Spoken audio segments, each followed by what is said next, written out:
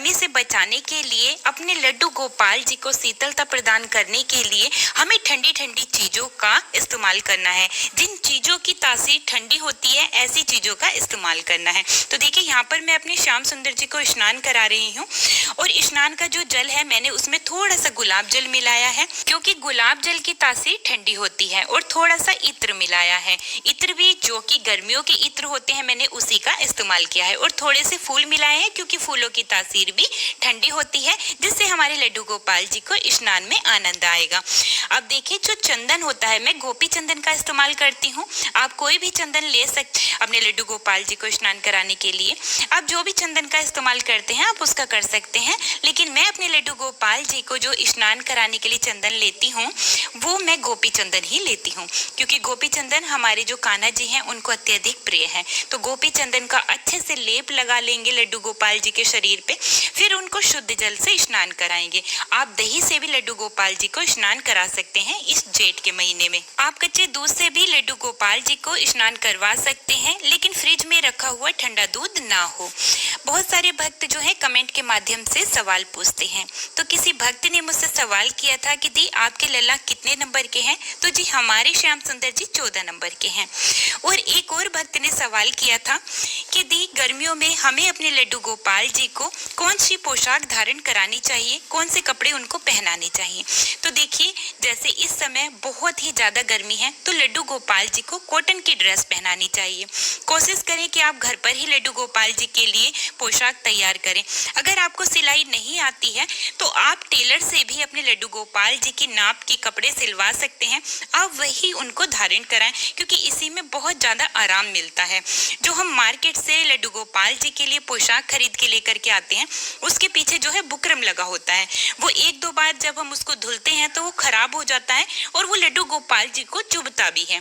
तो इसलिए कोशिश यही करें कि आप लड्डू गोपाल जी के लिए घर पर ही पोशाक तैयार करें, या फिर आप टेलर से तैयार करवाएं और कॉटन की ही ड्रेस लड्डू गोपाल जी को पहनाएं। और किसी भक्त ने मुझसे पूछा था कि दी, आप अपने लड्डू गोपाल जी की ड्रेसेस कहाँ से खरीदते हो? तो देखिए, हम अपने लड्डू गोपाल जी की ड्रेसेस अपने हाथों से घर पर ही तैयार करते हैं।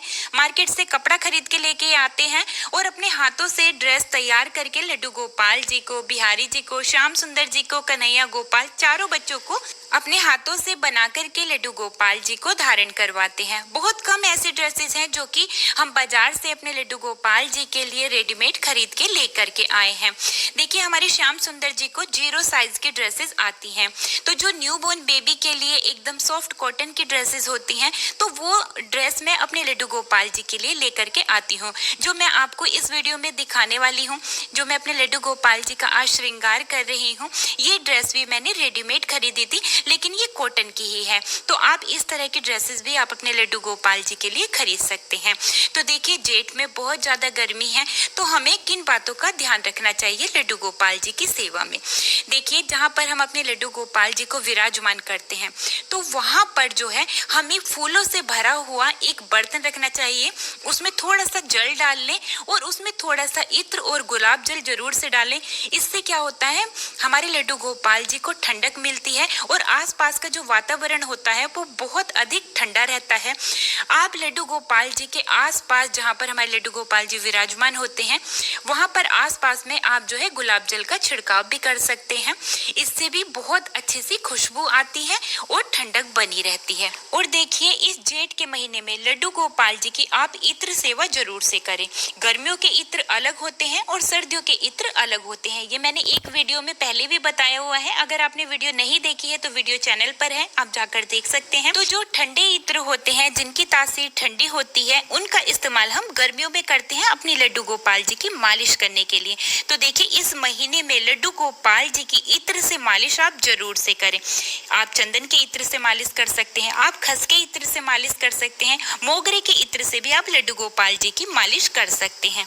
इस जेठ के महीने में आप अपने लड्डू गोपाल जी की पाउडर से भी मालिश कर सकते हैं, उनको पाउडर भी जरूर से लगाएं। अब पाउडर कौन सा यूज करना है, तो देखिए छोटे बच्चों के लिए मार्केट में बहुत सारे पाउडर मिल जाते हैं, तो आप कोई भी पाउडर अपने लड्डू गोपाल जी के लिए ला सकते हैं, जो कि हम अपने छोटे बच्चों के लिए इस्तेमाल करते हैं।